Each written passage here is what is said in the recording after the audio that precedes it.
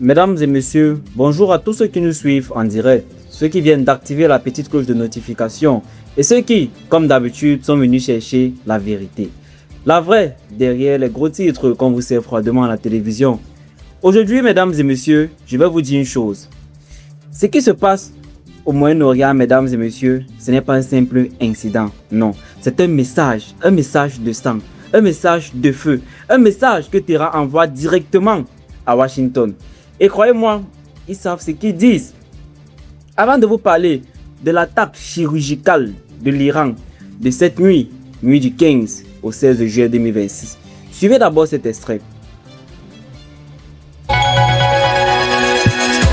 16h45 LCI, le grand dossier Trump, Iran, le retour de la guerre totale, 4e nuit de frappe consécutive dans le Golfe Persique, une campagne de bombardement qui a duré plus de 7 heures. Trump est donc décidé plus que jamais à appuyer sur l'accélérateur, pont, centrale électrique, infrastructures critiques, elles sont désormais toutes et c'est assumé dans le viseur du président américain. Le message est clair, les États-Unis sont à nouveau sur le pied de guerre et ils frappent au moment même. En tout cas, ils ont frappé dans l'après-midi. En tout cas, ça s'est passé au moment où on est en train de se parler. Ils frappent, ils ont frappé. Le message a été reçu 5 sur 5 par les Iraniens qui ripostent puissamment contre des bases américaines. On le découvre avec ces images absolument saisissantes et autres images saisissantes. Là, vous allez le voir, on est en plein cœur de Téhéran, le nord de cette capitale iranienne. Une affiche XXL et à l'intérieur, grimé Trump dans son cercueil. On reconnaît ici sa chevelure caractéristique. À mort Trump, on aura ta peau, c'est ce qu'on peut lire sur ces pancartes. Tandis qu'à l'autre bout de ce Moyen-Orient très turbulent, eh bien, tiens, Israël se tient posté le doigt sur la gâchette. Netanyahou n'attend plus que le feu vert du président américain pour reprendre à son tour les hostilités. Alors, guerre totale, est-elle de retour, cette guerre totale, pour libérer Hormuz? C'est la question de notre grand dossier. Et si le doute planait encore un tout petit peu, le président américain a pris soin de le dissiper. Écoutez.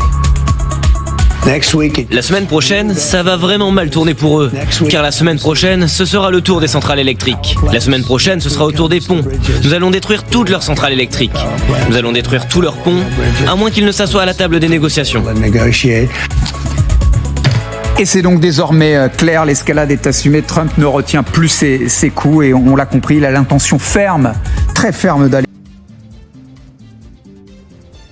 Mesdames et messieurs, laissez-moi vous dire que cette annonce de Trump n'a fait ni froid ni chaud à l'Iran. Eh bien, dans la nuit du 15 au 16 juillet 2026, l'Iran a fait une attaque chirurgicale en Jordanie.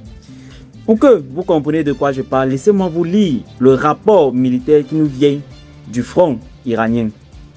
Eh bien, suivez. Attaque de drones de l'armée contre les systèmes de communication et les installations de stockage de carburant de l'armée terroriste américaine en Jordanie. Ah oui, mesdames et messieurs, arrêtons-nous ici 2 secondes. Ce titre, c'est du lourd, c'est du brutal. On ne parle pas d'un simple accrochage, on parle d'une frappe, d'une attaque directe contre l'armée américaine sur le sol jordanien. Et regardez le mot employé, terroriste. L'Iran qualifie officiellement l'armée américaine de terroristes dans un communiqué militaire. Vous comprenez, à portée de ce langage, ce n'est plus de la diplomatie, mesdames et messieurs, c'est une déclaration de guerre psychologique, mesdames et messieurs. Eh bien, continuons ce que la source nous dit. Service de communication publique de l'armée de la République islamique. Voilà ce qu'il nous dit. Dans la 9e phase de l'opération Tonnerre et en réponse aux attaques de l'ennemi contre des zones de notre pays et de la base de Bonport en Iran-Cham qui ont entraîné le martyre de 7 sous-officiers et soldats des forces terrestres de l'armée. Je vais vous dire une chose, mesdames et messieurs, la 9e phase, ce n'est pas une riposte isolée, c'est une opération militaire structurée qui dure et s'intensifie phase après phase, mesdames et messieurs. L'Iran est en train de préparer quelque chose, laissez-moi vous dire cela. Eh bien, continuons ce que la source nous dit.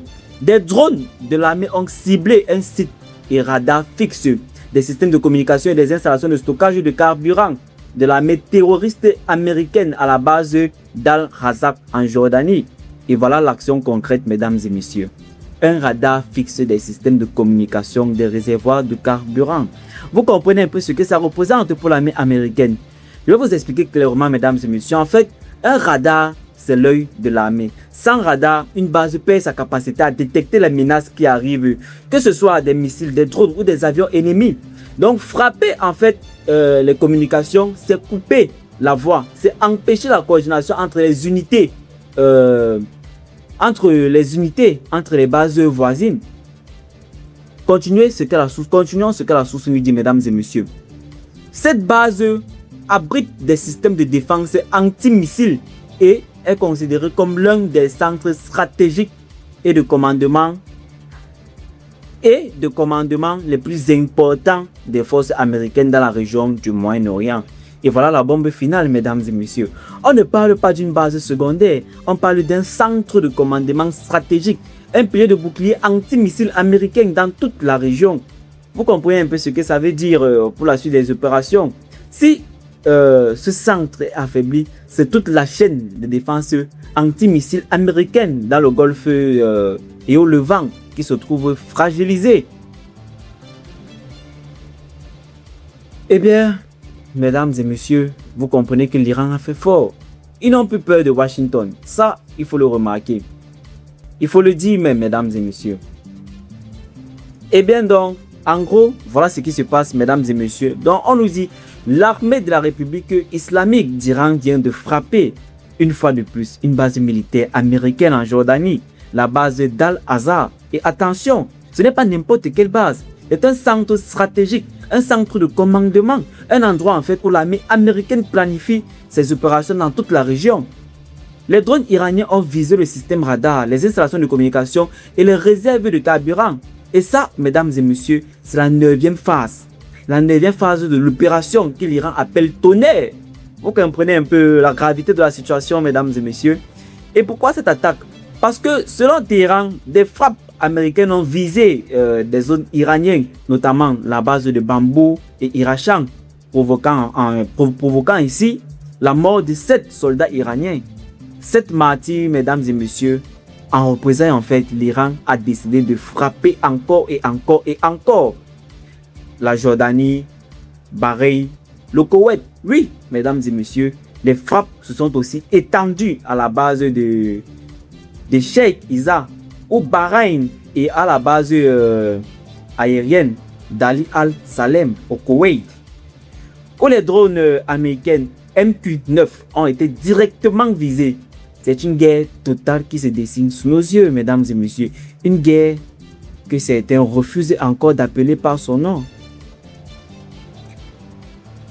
Eh bien, mesdames et messieurs, si cette analyse vous a plu, abonnez-vous à la chaîne, likez la vidéo, partagez au maximum la vidéo, mesdames et messieurs, parce que ce genre d'informations, vous ne la trouverez jamais sur les grands médias occidentaux. À bientôt pour une autre vidéo.